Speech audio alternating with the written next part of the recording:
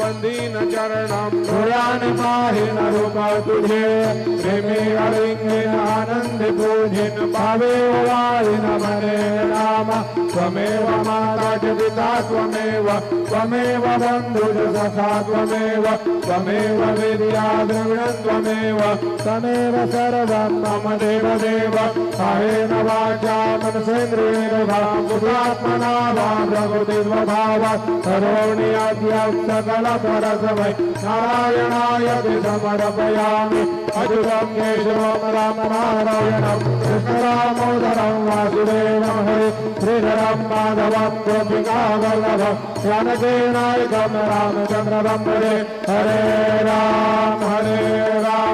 Ram Ram Hare Hare Hare Krishna